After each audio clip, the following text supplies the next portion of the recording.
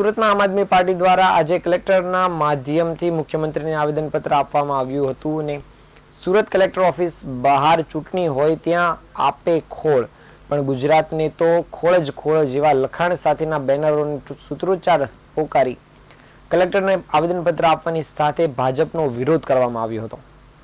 આમ આદમી પાર્ટીના નેતાએ જણાવ્યું હતું કે દિલ્હીમાં ચૂંટણી છે તો ભાજપ મહિલાઓને મહિને 2500 અને પ્રસૂતાને 21,000 રૂપિયાની વૃદ્ધોને પેન્શન આપવાની વાત કરે છે, જ્યારે ગુજરાતમાં 30 વર્ષથી ભાજપની સરકાર હોવા છતાં દિલ્હીમાં મળે છે તેવી એક પણ સુવિધા અહીં મળી નથી।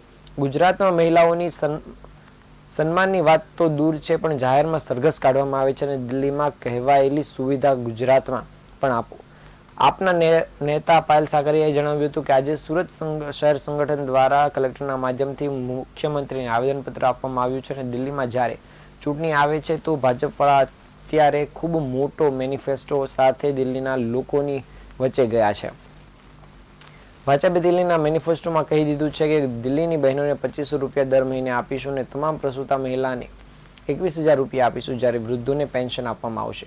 તો ગુજરાતની અંદર છેલ્લા 30 વર્ષથી ભાજપ સરકાર છે તેમ છતાં અહીં કોઈ સુવિધા આપવામાં આવી નથી અને અહીં શિક્ષણ ખાડી ગયું છે, આરોગ્ય પણ ખાડી ગયું છે અને ગુજરાતમાં બહેનોના સન્માનની તો વાત જ દૂર છે પણ બહેનોને અપમાનિત કરવામાં આવે છે અને જાહેરમાં સરઘસો કાઢવામાં આવે છે।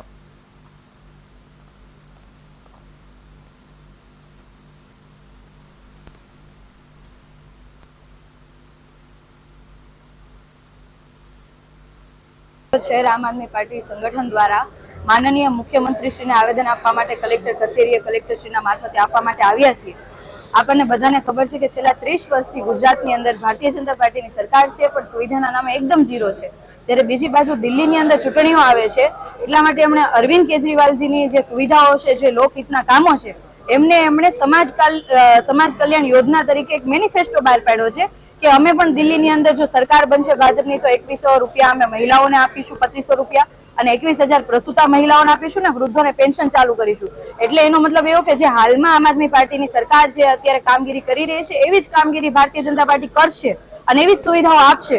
તો એક સમયે જ્યારે ગુજરાતની અંદર આ તમામ વાતો ચાલતી હતી કે દિલ્હીની અંદર જે સુવિધાઓ છે ગુજરાતની અંદર પણ આપવામાં આવશે, ત્યારે આ જ ભારતીય જનતા પાર્ટીના નેતાઓ એમ કહેતા હતા કે ભાઈ મફતનું ના ખપે, રેવડીઓ ના આપી શકાય, રેવડીઓ ના ઘટાય, પરંતુ આજે જ આ તમામ ભાજપના લોકો આજે અરવિંદ કેજરીવાલજીના રસ્તે ચાલી રહ્યા છે। ખરેખર ખૂબ ખુશીની વાત છે। તો અમારી એટલી માંગણી છે કે ગુજરાતની અંદર છેલ્લા 30 વર્ષથી ભાજપની સરકાર છે તો અહીંયા પણ બહેનો માટે દર મહિને 2500 રૂપિયા આપવામાં આવે, મહિલા જે પ્રસૂતા મહિલા છે એમને 21,000 રૂપિયા આપવામાં આવે ને વૃદ્ધોનું પેન્શન ચાલુ કરવામાં આવે।